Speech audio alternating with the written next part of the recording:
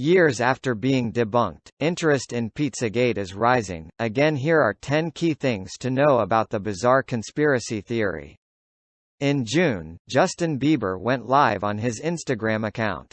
Among the countless questions and comments directed at the pop star was one from a social media user who asked Bieber to touch his hat if he were a survivor of child sex trafficking.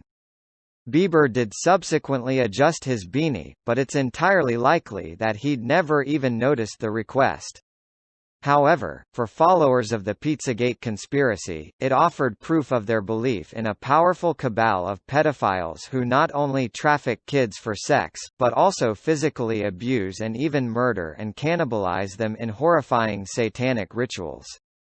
The fact that no evidence supports this thoroughly debunked theory hasn't stopped Pizzagate, which first went viral in 2016 before making a resurgence in recent months, from spreading. Here's what you should know. What the hell is Pizzagate? It all started in early November 2016, when Clinton campaign manager John Podesta's email was hacked and the messages were published by WikiLeaks. One of the emails, according to the New York Times, was between Podesta and James Alefantis, the owner of DC pizzeria Comet Ping Pong. The message discussed Alefantis hosting a possible fundraiser for Clinton. Users of the website 4chan began speculating about the links between Comet Ping Pong and the Democratic Party, according to the BBC, with one particularly vile connection burbling to the surface. The pizzeria is the headquarters of a child trafficking ring led by Clinton and Podesta. Seriously? Yes. The conspiracy theory that prominent members of the Democratic Party are somehow involved in a global child trafficking ring took root on far-right conservative websites.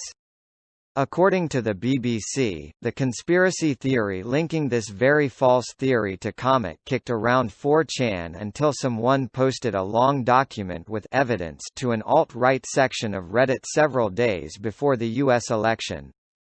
The alt-right is a fringe group of far-right extremists, comprised, mostly, of white supremacists and old-fashioned racists, who share their views and various forms of propaganda online. Also, the nation of Turkey is involved in the spread of Pizzagate. Around mid-November, the BBC explained, a pro-government media outlet in Turkey started tweeting the conspiracy theory using the hashtag #Pizzagate. The reason, according to the Daily Dot, is that supporters of Turkish President Recep Tayyip Erdoğan were trying to accuse opponents of hypocrisy. An actual child abuse scandal had rocked a foundation connected to the Turkish government, and Erdogan's supporters were asking why people weren't also outraged over Pizzagate. In other words, it was meant as a distraction. How does this involve Comet Ping Pong? The 120-seat restaurant opened in D.C. in 2006 years ago and, according to the New York Times, is considered a kid-friendly place, with ping-pong tables and craft rooms. It's also played host to concerts by local musicians, including the band Fugazi. Comet Ping Pong's owner, James Alefantis, is an artist and D.C. native who was a Clinton supporter but had never met her, according to the Times. Alefantis has prominent friends in the Democratic Party.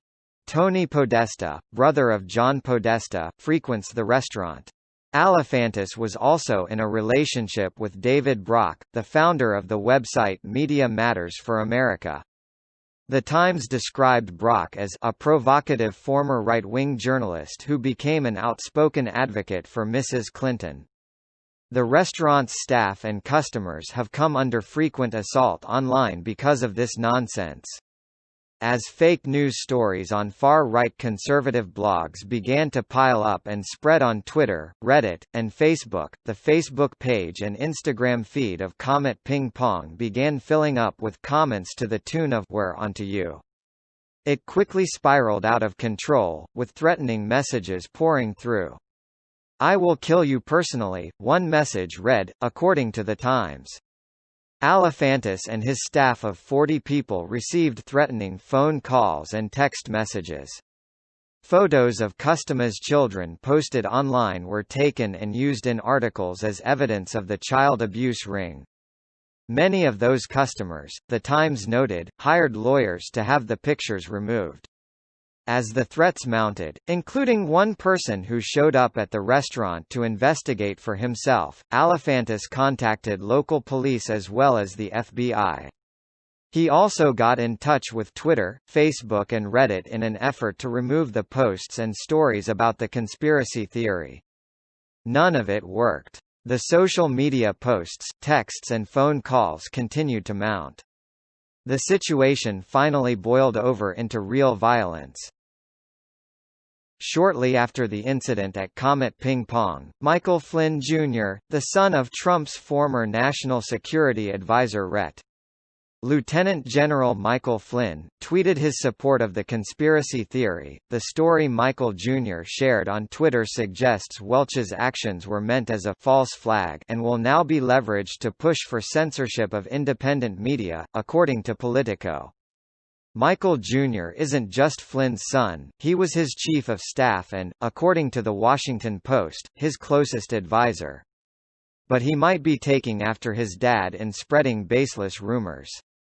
The elder Flynn, who led chants of "Lock her up" at the Republican National Convention, tweeted a link to a fake news story claiming police in New York had found a link between Clinton, her staff and the child sex ring. So why didn't Pizzagate go away? Many aspects of Pizzagate were eventually folded into the broader QAnon conspiracy theory, which posits that Donald Trump is secretly engineering the downfall of the deep state and its cabal of elite pedophiles. Obviously, none of that is at all true. But Pizzagate came roaring back in 2020, when the theory, once associated primarily with older Trump supporters, found a new, younger audience on platforms like TikTok. And while the theory has spread, it's become less overtly political, morphing to falsely accuse celebrities like Ellen DeGeneres and Chrissy Teigen, and brands like Wayfair. Wait, what does Wayfair have to do with this? In July, a Reddit user sparked a viral conspiracy theory with a post about, of all things, cabinets being sold by the online furniture retailer Wayfair. The cabinets, which all cost more than $10,000, had been given female names as their product titles on the website. Soon, the theory that Wayfair was trafficking children disguised as furniture was spreading around the Internet. Wayfair refuted it by explaining that the items earned their high prices because they are industrial-grade cabinets, and that an algorithm had named the products. Still, that didn't stop believers from doing their signature deranged deep dive into attempting to connect the company to child abuse. This content is imported from Twitter. You may be able to find the same content in another format, or you may be able to find more information at their website. So people really take this idea seriously? New York Times reporter Shira Frankel said in an interview that pandemic lockdown-induced boredom may be helping to fuel some of the interest in Pizzagate on TikTok.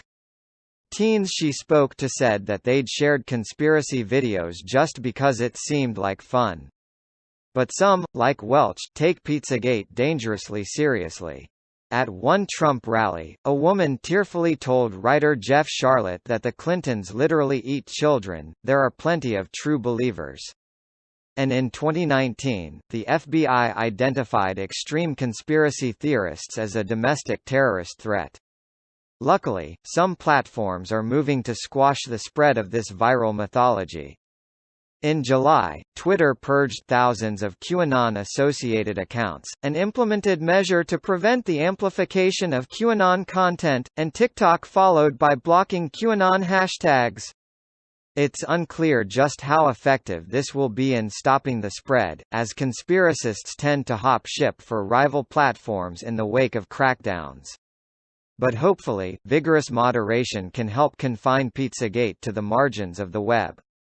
The Associated Press contributed to this report.